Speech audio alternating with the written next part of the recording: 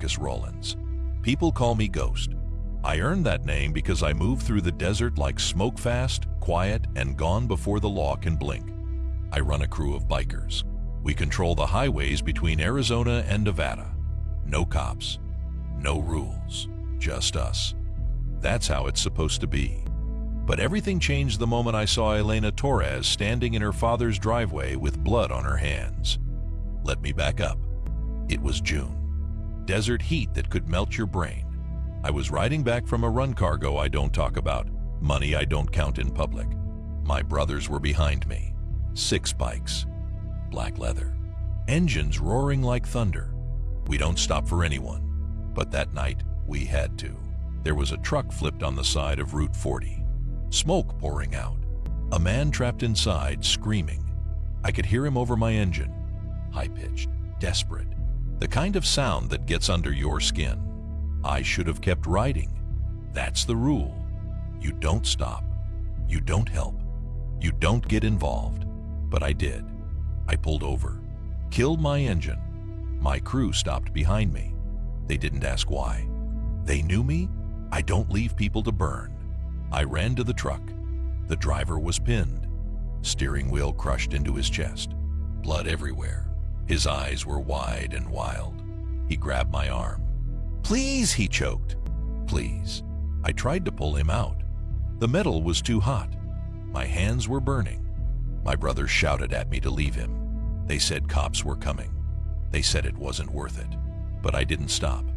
I finally got him free. Dragged him onto the dirt. His body was limp. Heavy. I checked his pulse. Nothing. He died in my arms. I didn't know his name. Didn't know where he was going. Didn't know if he had a family waiting for him somewhere. I just knew he was gone. And then I heard the sirens. I looked up.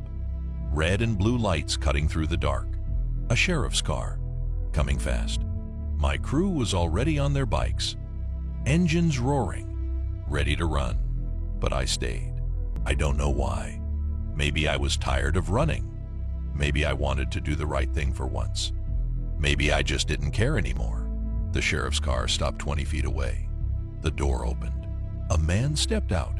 Tall, gray hair, badge on his chest, gun on his hip. Sheriff Bill Torres. I knew him. Everyone in Dust Valley knew him. He was old school. The kind of lawman who believed in justice, not mercy. He hated bikers, hated outlaws, hated everything I stood for. And he hated me most of all. "Ghost," he said. His voice was cold, steady. "Step away from the body." I stood up, raised my hands, blood on my palms, dirt on my knees. "I tried to save him," I said. "Sure you did." Sheriff Torres walked closer, his hand on his gun. "You just happened to be here when this man died. I pulled him out of the truck, or you ran him off the road." I felt my chest tighten. My brothers were still watching, waiting for my signal. One word and they'd tear this road apart. But I didn't give it, because that's when I saw her. She stepped out of the passenger side of the sheriff's car. A girl, maybe 22. Long dark hair, skin the color of desert sand at sunset. Brown eyes that looked right through me. She wasn't wearing a uniform, just jeans and a white shirt. But she moved like she owned the ground she walked on. "Dad," she said. "Let me check him." Sheriff Torres didn't look at her. "Stay in the car, Elena." But she didn't listen. She walked straight to the body, knelt down, checked his pulse, looked at his injuries. Then she looked up at me. "You tried to pull him out," she said. It wasn't a question. I nodded. "His ribs are crushed," she said.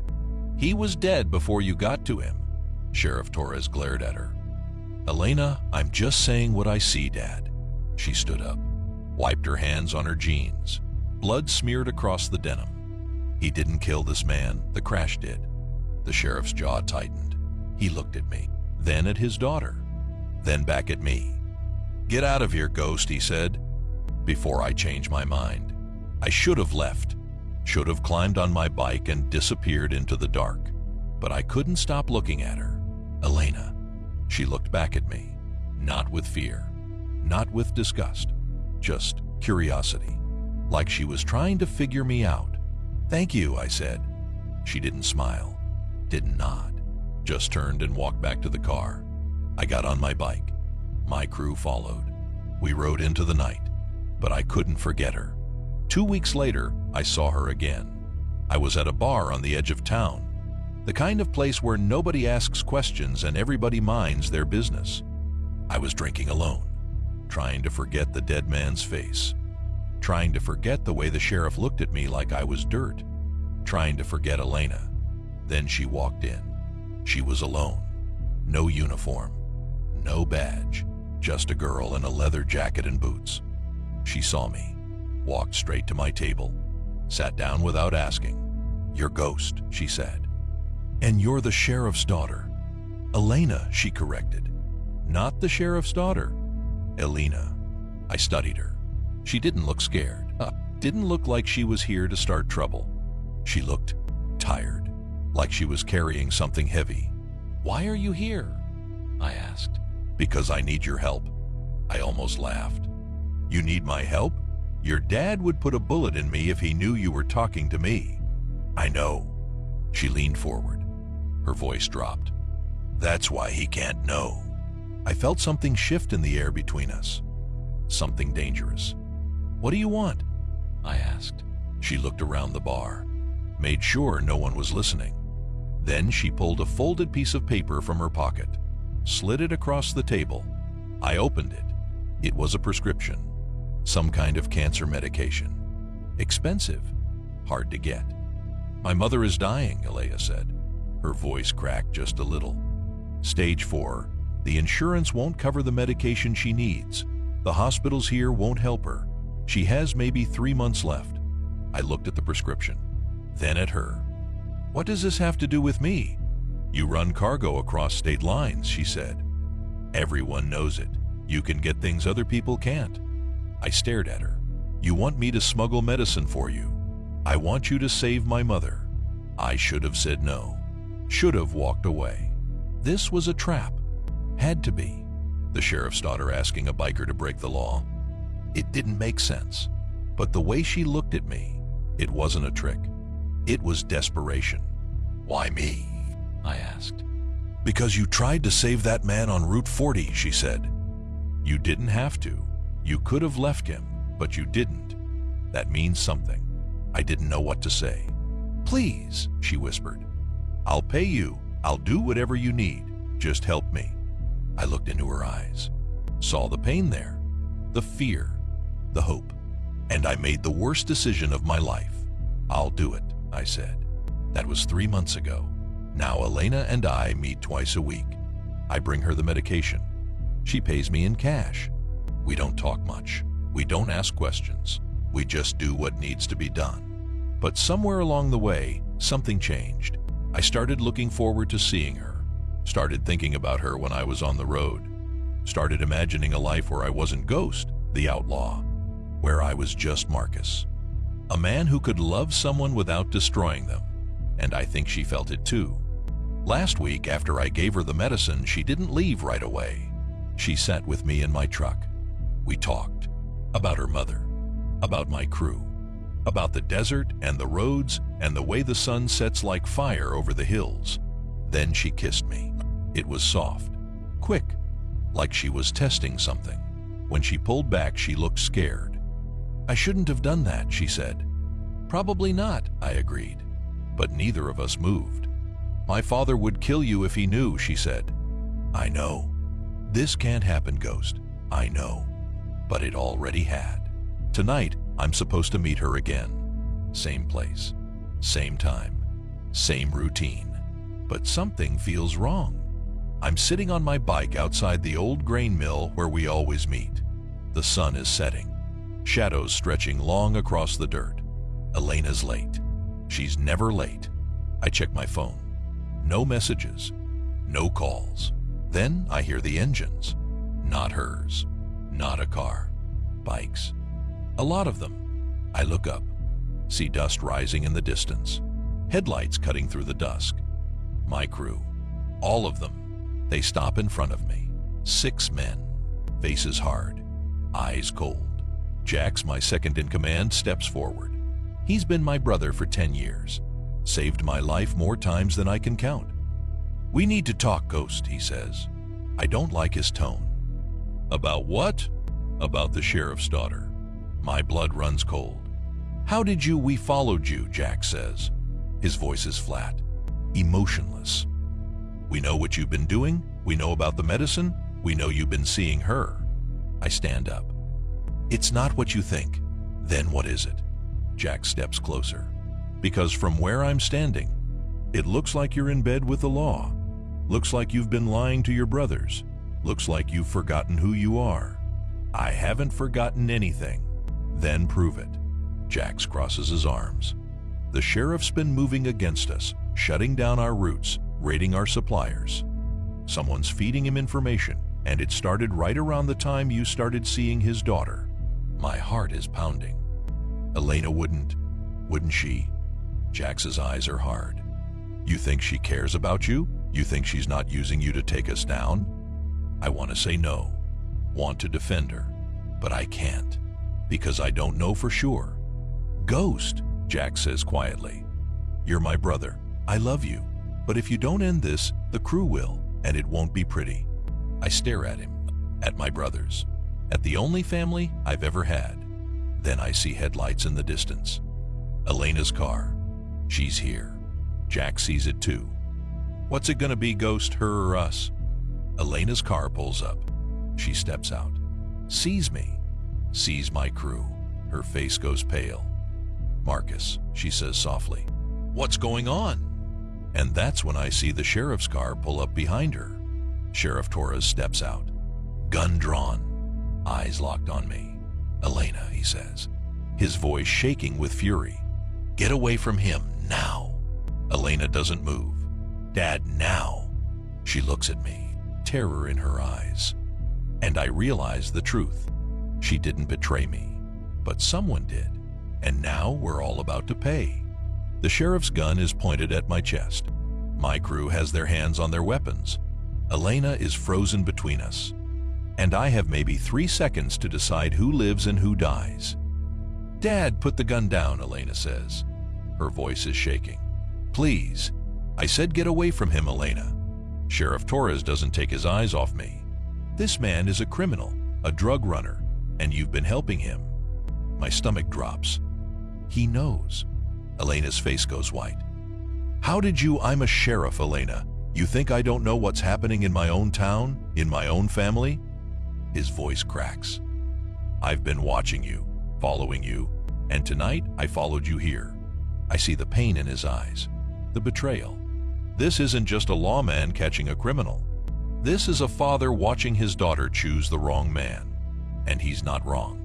"Sheriff," I say carefully, "put the gun down. Nobody needs to get hurt." "You're right about that, Ghost." He takes a step closer. "Which is why you're going to get on your bike, leave this town, and never come back. If I ever see you near my daughter again, I'll put you in the ground myself."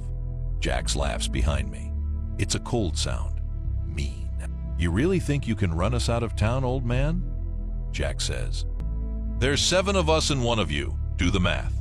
The sheriff's jaw tightens, but he doesn't lower his gun.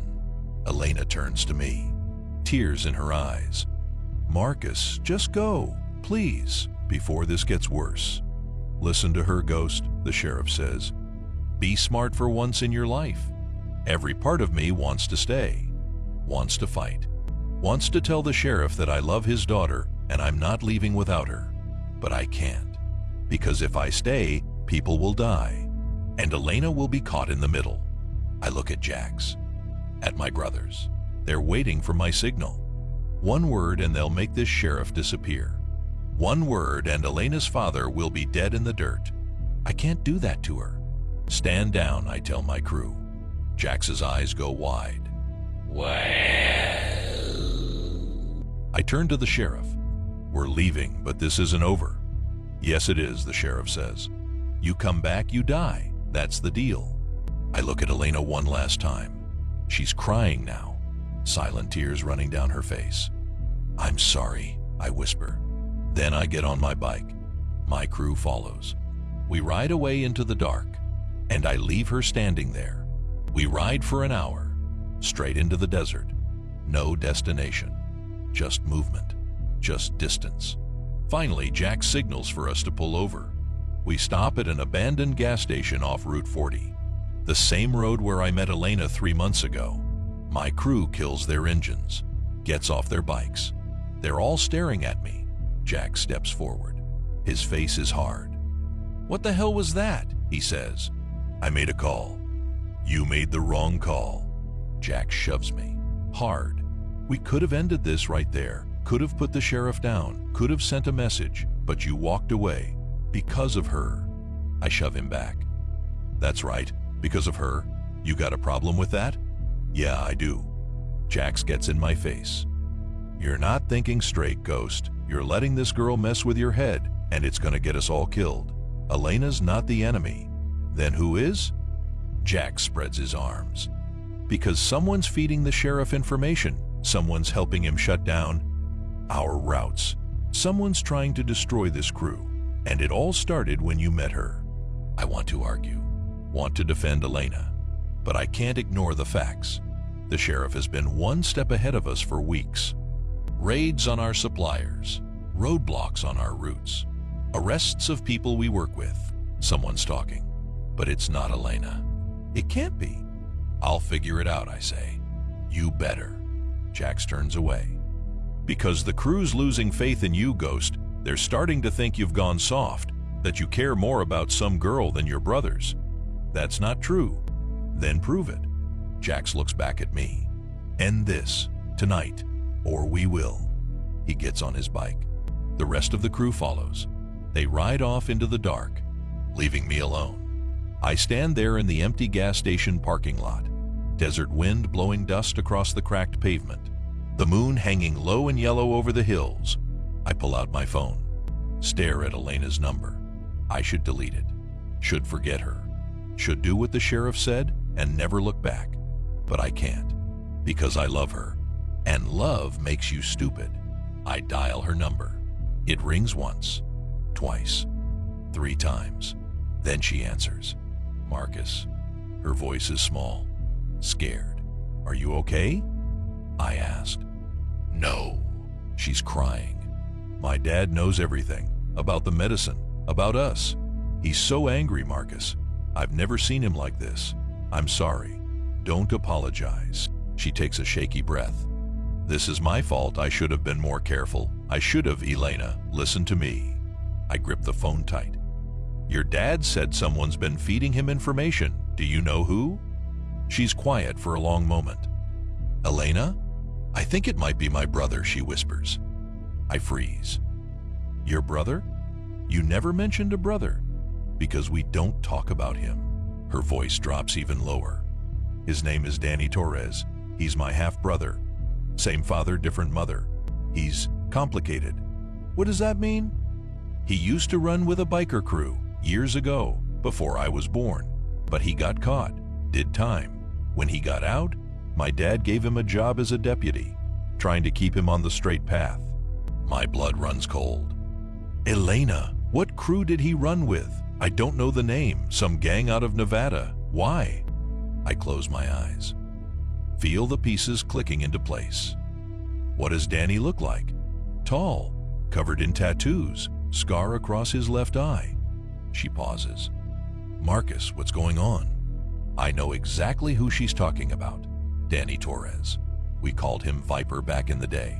He ran with a crew called the Scorpions, rivals of mine. We had a war about 5 years ago. Bloody, brutal. Ended with most of their crew dead or in prison. Viper was one of the ones who got caught. I thought he was still locked up. "Marcus, talk to me," Elena says. "You're scaring me. Your brother's not just feeding information to your dad," I say slowly. "He's setting me up. This whole thing is a trap." "What? No. Danny wouldn't." "Yes, he would." I start pacing. "Think about it, Elena. Your dad just happened to follow you tonight. Just happened to show up at the exact right moment. Someone told him where we'd be. Someone who knew our meeting spot. But the only people who knew." She stops. Goes quiet. "You and me," I finish. "Which means someone's been watching you. following you. And the only person who could do that without you noticing is someone you trust, someone close to your family. Oh my God, Elena breathes. Marcus, if Danny's setting you up, then this isn't just about my dad. He's trying to start a war between your crew and the law, between you and everyone. I know. You have to leave. Tonight. Get as far from Dust Valley as you can. I'm not leaving you. Marcus, I'm not leaving you, I say again. Harder this time. If your brother wants a war, he'll get one, but I'm not running. You'll die. Maybe. I look out at the desert, at the endless dark. But I'll die fighting, not running. She's crying again. I don't want you to die. Then help me end this. How? I think fast. Try to put the pieces together. If Danny Torres is behind this, then he's not working alone. He knows my crew, knows our routes, knows our suppliers, which means he has someone inside, someone close to me. Elena, I need you to do something for me, I say. Can you get into your dad's files, see if there's any record of who Danny's been talking to? That's illegal, Marcus. I could get arrested. I know, and I wouldn't ask if there was another way. But if we don't figure out who's working with Danny, more people are going to die. She's quiet for a long time. Then she says, okay, I'll do it. But Marcus, you have to promise me something. What? Promise me you won't do anything stupid until I get you that information. No confrontations, no fighting. Just wait. I want to promise. Want to tell her I'll be careful, but I can't lie to her. I'll try, I say. Marcus, that's the best I can do, Elena. She sighs. I'll call you tomorrow. Stay safe. You too.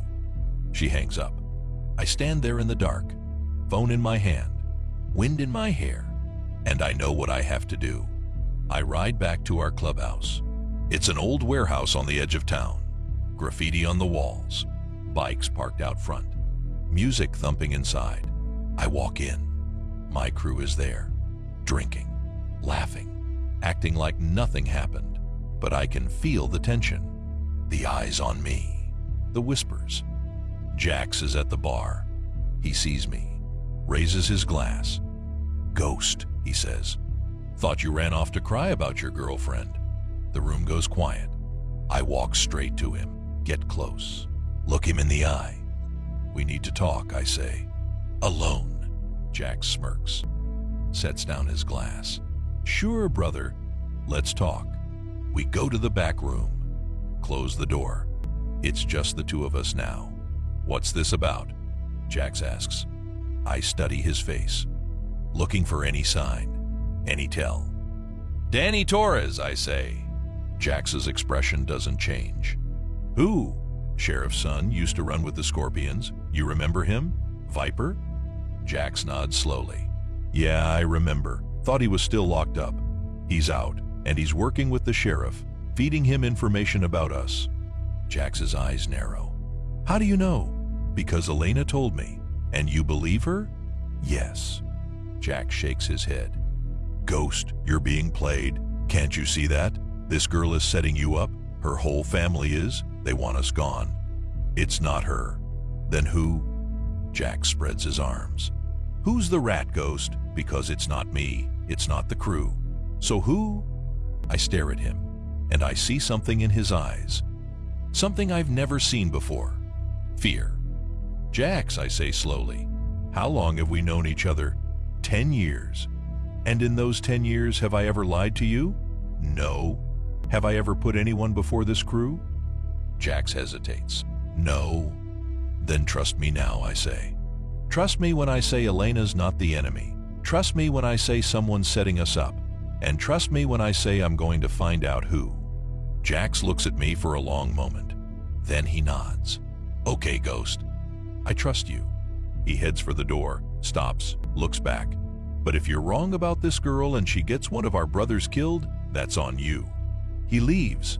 I stand there alone, heart pounding, because I know he's right. If I'm wrong about Elena, people will die. But I can't be wrong. I won't let myself believe it. The next morning, my phone rings. It's Elena. I got into my dad's files, she says. Her voice is tight. Scared. What did you find? Danny's been meeting with someone from your crew. For weeks. There's photos, recordings, everything. My chest tightens. Who? Marcus. She pauses. It's Jax. The world stops. What? Jax has been working with Danny. They've been planning this for months. The raids, the roadblocks, all of it. Danny promised Jax that if he helped take you down, he'd get control of your territory, your crew, everything. I can't breathe. Jax, my brother, my best friend, the man who saved my life. He's been the traitor all along. Marcus, are you there? Elena asks. Yeah, I whisper. I'm here. You need to get out. Now. Danny and my dad are planning a raid on your clubhouse tonight. They're bringing state troopers, SWAT. They're going to arrest everyone, or worse. Does Jax know? Yes. That's the plan. Jax is supposed to keep you there. Keep the crew there, so they can take you all down at once. I feel sick. Marcus, please. Just run. Take whoever you trust and go. Leave Dust Valley. Start over somewhere else. I want to. God, I want to. But I can't, because if I run, my crew dies. The brothers who trusted me, who followed me, who believed in me. I can't let that happen. I have to warn them, I say. If you go back there, Jax will kill you. Maybe. But I have to try. Marcus, I love you, Elena, I say. The words are out before I can stop them. She's quiet. Then she says, I love you too. Then trust me. One more time. Trust me to do the right thing. She's crying. Okay. I hang up, get on my bike, and ride straight into the trap. I pull up to the clubhouse just after noon. The sun is burning white overhead, heat waves rising off pavement. My brother's bikes lined up like soldiers waiting for war. They have no idea what's coming. I kill my engine, get off my bike. My legs feel heavy, like I'm walking through water. Jax is standing outside, leaning against the wall, smoking a cigarette. He sees me and smiles. That smile used to mean everything to me. Now it makes me sick. Ghost, he says, didn't think you'd come back. Why wouldn't I? I walk toward him, keep my voice steady. This is my home. Is it? Jax takes a drag, blows smoke into the air. Seems like lately you've had other priorities. I stop in front of him, look him in the eye. We need to talk. We already talked. Not about that. I glance at the door. Somewhere private. Jack studies me. Then he nods. Sure, brother. Let's talk. We go inside, past the main room where the crew is hanging out, down the hall, into the same back room where we talked last night. He closes the door. What's this about? Jax asks. I turn to face him. Danny Torres. His expression doesn't change, but I see it.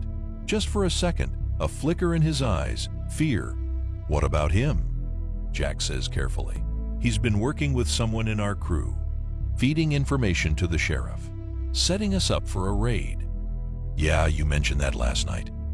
Jax crosses his arms. You figure out who the rat is? I stare at him, let the silence stretch. It's you, Jax. He doesn't move, doesn't blink, then he laughs. That's funny, Ghost. Real funny. You think I'm a rat? I don't think. I know. I step closer. I know you've been meeting with Danny Torres for months. I know you promised to help him take me down in exchange for control of this crew. I know tonight there's a raid planned. State troopers, SWAT. And you're supposed to keep us all here so they can arrest us. Or kill us. Jax's smile fades. Who told you that? Does it matter? Elena? His voice goes cold. That bitch told you. Don't call her that. Why not? That's what she is. Jax starts pacing. You really think she cares about you, Ghost? You think this is love? She's using you. Her whole family is.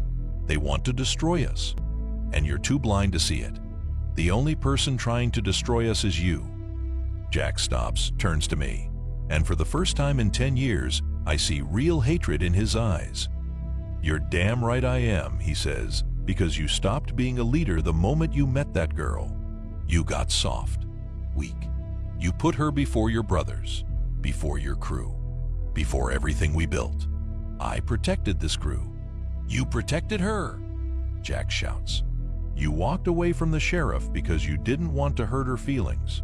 You let him threaten us, disrespect us. And for what? For some girl who's going to betray you the first chance she gets? She's not like that. Then you're a fool. Jack shakes his head. Danny was right. You're finished, Ghost. You just don't know it yet. I feel my fists clench. So what's the plan, Jax? The raid happens tonight. The crew gets arrested. And then what? You take over? Run things with Danny Torres? That was the plan. Jack smiles, a mean, ugly smile. But plans change. He reaches for his gun. I'm faster. I grab his wrist. Twist it. The gun falls to the floor. We crash into the wall. Jax throws a punch, catches me in the jaw. Stars explode across my vision. I hit him back, hard, right in the ribs. We fight like animals. Fists, elbows, knees. 10 years of brotherhood turned into rage and betrayal. I slam him against the desk. His head bounces off the wood. Blood runs from his nose. Why? I shout. Why did you do this? Jax laughs, blood in his teeth. Because I'm tired of following you, Ghost. Tired of watching you make decisions. Tired of being second. I deserve to lead this crew, not you. Then you should have challenged me, not betrayed me. I tried. Jack shoves me off. I tried talking to you, tried making you see reason, but you wouldn't listen. You never listen. You think you're so smart, so noble, but you're just a coward who fell in love with the enemy. The door bursts open. The rest of the crew rushes in. They see us, see the blood, see the gun on the floor. What the hell is going on? One of them shouts. Jack straightens up, wipes blood from his face. Ghost's lost it, he says. He attacked me. Said we're all traitors. Said we're working with the cops. The crew looks at me, confusion in their eyes. I realize what's happening. Jax is turning them against me. That's not true, I say. Jax is the traitor. He's been working with Danny Torres, the sheriff's son. There's a raid planned for tonight. Jax was supposed to keep us here so we'd all get arrested. The crew looks at Jax. He's lying, Jax says calmly. Elena Torres fed him these lies. She's playing him. Can't you see that? She's trying to divide us. And it's working. I see doubt in my brothers' faces. They don't know who to believe. Check his phone, I say. Check his messages. You'll see I'm telling the truth. Jax's jaw tightens. I don't have to prove anything to you. Then prove it to them. I point at the crew. Show them your phone. Right now. If you're innocent, you've got nothing to hide. The crew waits. Jax looks at them, then at me. Fine, he says. You want to see my phone? You got it. He reaches into his pocket, but instead of pulling out his phone, he pulls out a knife, and he lunges at me. I dodge. The blade whistles past my throat, misses by inches. The crew scatters. Someone's shouting. Someone's pulling out a gun. Jax slashes again. This time the blade catches my arm. I feel hot pain. See red spreading across my sleeve. I grab a chair, swing it at him. It connects with his shoulder. He stumbles back. He's trying to kill me. Jax shouts at the crew, "Help me!" But nobody moves. Because they've seen it now. The desperation, the guilt, the truth written all over Jax's face. Put the knife down, Jax, one of the brothers says quietly. Jax looks around, realizes he's trapped. You're all fools, he spits. You're following a dead man. When that raid comes tonight, you'll all go down with him. There's not going to be a raid, I say. Jax laughs. You think you can stop it? You think you can just call off the cops? They're coming, Ghost. And they're bringing an army. I know. I look at the crew, at my brothers, which is why we're leaving. Right now. All of us. We get on our bikes and we ride. We disappear. Start over somewhere else. Run, one of them says. We've never run from anything. We're not running from a fight. We're running from a massacre. I point at Jax. He sold us out. Sold our location. Sold our suppliers. Everything. If we stay, we die. If we go, we live. The crew looks at each other. I can see them thinking, weighing their options. Then the youngest one, a kid named Ricky, speaks up. "I'm with Ghost," he says. "If he says we need to go, we go." One by one, the others nod. "What about him?" someone asks, pointing at Jax. I look at my former best friend, the man who saved my life, who I would have died for. "Leave him," I say. "Let the cops find him. Let him explain why he's the only one here when they arrive." Jax's face goes pale. "You can't do that. Watch me." I turn to walk away. That's when I hear the sirens, distant, but getting closer. "They're early," Jax whispers. Danny moved up the timeline. The crew tenses. Hands on weapons, ready to fight. "Don't," I say. "We can't win this. There's too many of them. We need to." The front door explodes inward. Flash grenades, smoke, shouting. "Police, get on the ground, now!" Everything happens at once. My crew scatters, running for the back exits, the windows, anywhere. I see SWAT pouring in. Black armor, assault rifles. They're everywhere. Someone starts shooting. I don't know who. Don't know if it's us or them. All I know is I need to get out. I run for the back hallway. Bullets tear through the walls behind me. Plaster and dust raining down. I burst through the back door. Into the alley. See 3 of my brothers already on their bikes. Engines roaring. "Ghost, come on!" Ricky shouts. I run for my bike. My hands are shaking. Blood still dripping from my arm. That's when I see the sheriff's car pull up, blocking the alley exit. Sheriff Torres steps out, gun drawn. But he's not alone. Danny Torres is with him. Bigger than I remembered. Scar across his eye. That same cruel smile he had 10 years ago when I put half his crew in the ground. "Going somewhere, Ghost?" Danny says. I stop running, trapped between the police behind me and the Torres family in front of me. "Dad, don't do this," a voice says. Elena. She steps out from behind her father's car. Eyes red from crying. "Elena, get back in the car," the sheriff orders. "No." She walks forward, stops between her father and me. "This isn't right. Marcus didn't do anything wrong. He's a criminal," Sheriff Torres says. "He saved a man's life," Elena shouts. "He helped me save Mom. He's not the monster you think he is." "Get out of the way, Elena." "No." Danny laughs. "This is pathetic. You really think your daughter's boyfriend is going to save you, Ghost? You're finished. Your crew's finished. And in about 5 minutes, you're either dead or in chains." He's right.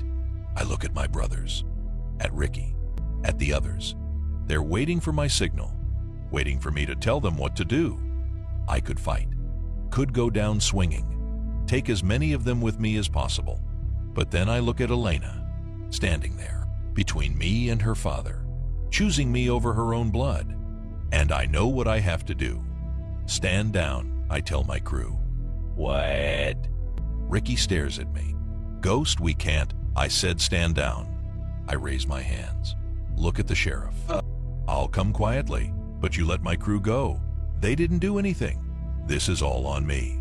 Sheriff Torres studies me. Then he looks at his daughter. "Please, Dad," Elena whispers. "Please." For a long moment, nobody moves. Then the sheriff lowers his gun. "Get your men out of here," he says to me. "Right now, before I change my mind."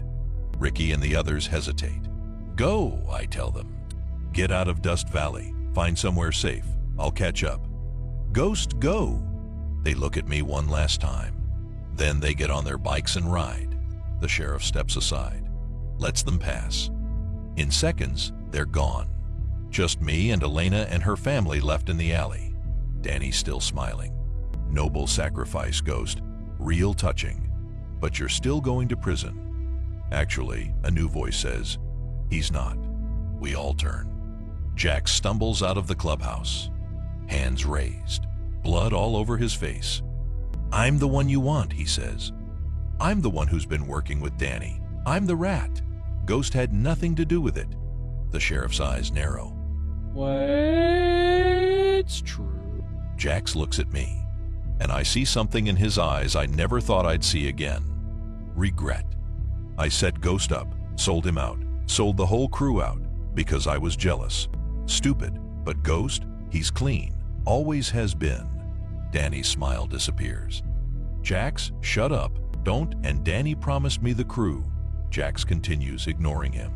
Promised me territory, money, power. All I had to do was betray my best friend, and I did it. I'm the traitor, not Ghost. Sheriff Torres looks at Danny. Is this true? Danny's jaw tightens. Dad, he's lying. He's just trying to protect his IT. True? The sheriff roars.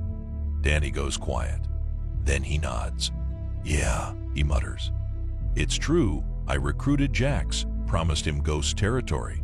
I wanted revenge. Ghost and his crew killed half the Scorpions 10 years ago. I wanted him to pay. So I used my position, used the department, used everything. The sheriff's face goes white. You used your badge to settle a gang vendetta?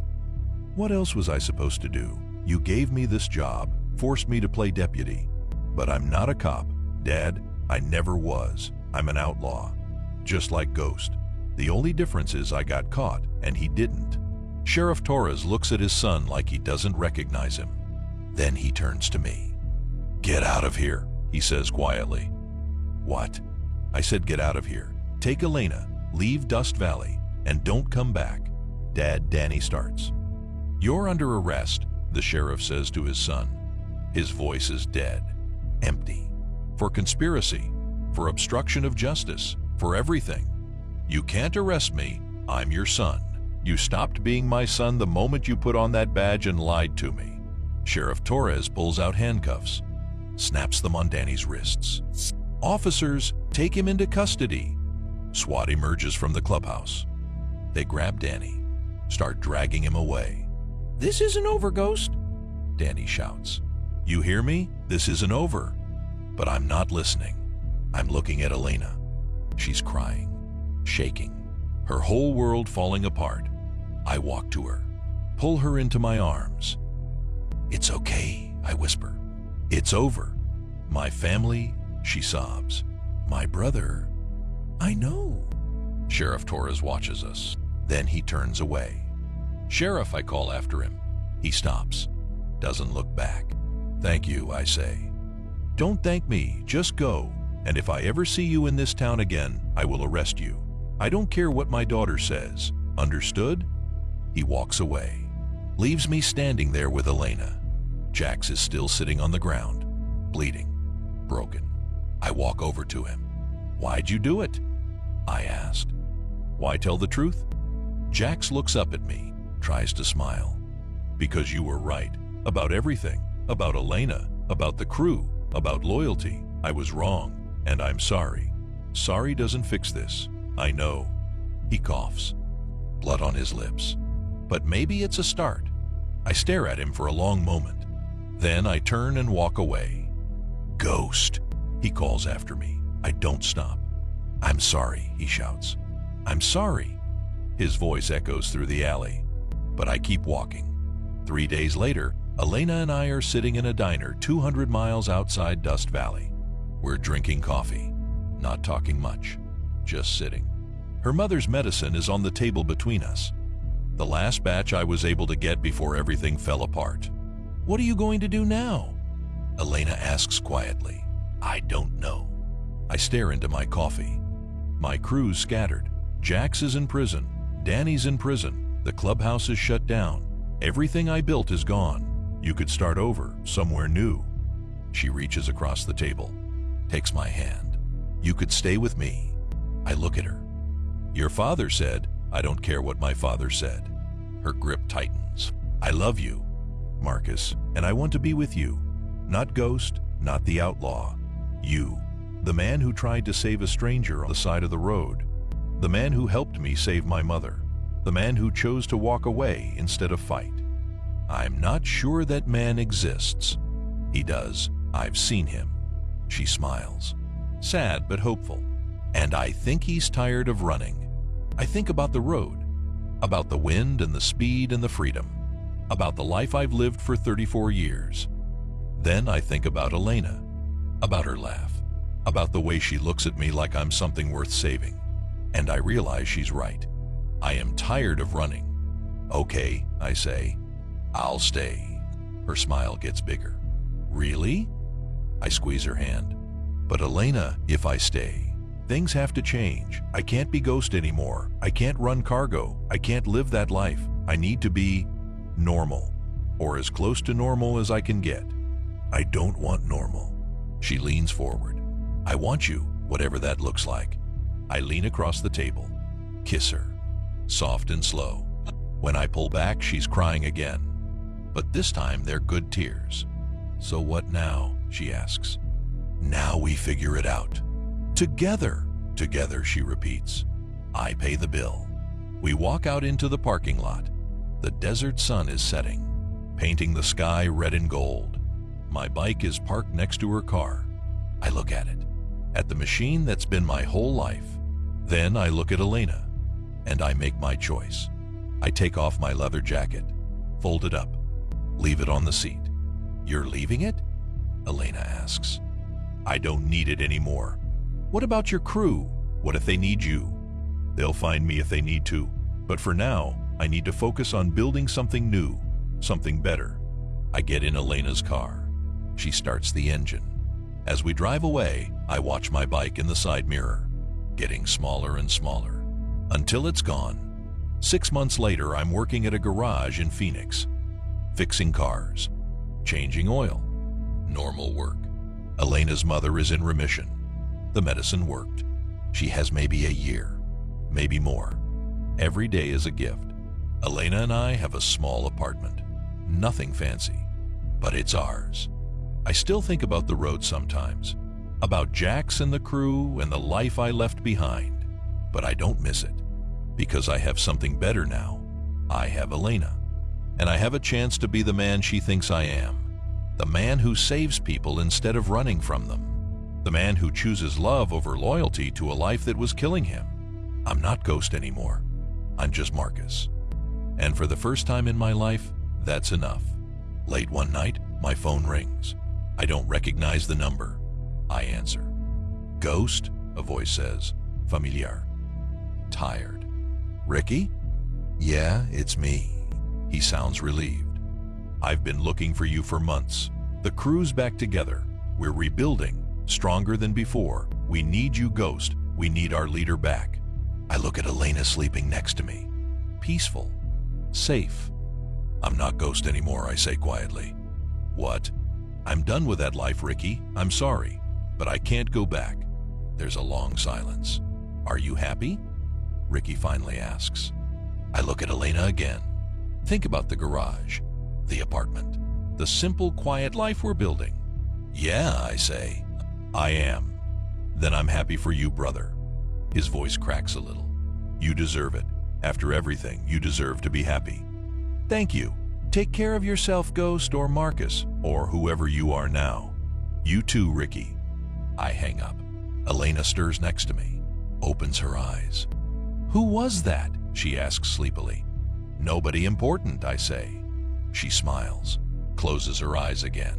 I lie back down, hold her close, and I finally let go of the man I used to be. The desert roads are still out there, wild and free and calling. But I don't answer anymore, because I found something better. I found home. And that's where my story ends. Not with a roar of engines or a blaze of glory, but with quiet, with peace, with love. And honestly, that's the best ending I could have hoped for. The END thank you for listening to my story. I know it was painful. I know it was messy, but it was mine. And now I'm giving it to you. If you're out there on the road right now, listening to this while you drive, I want you to know something. Sometimes the bravest thing you can do is stop running. Sometimes the strongest thing you can do is choose love over pride. And sometimes the only way to find yourself is to let go of who you thought you had to be. I learned that the hard way, but I learned it. And now I'm free. Truly free. Not because I'm riding into the sunset on my bike, but because I finally found someone worth staying for. Take care of yourself out there.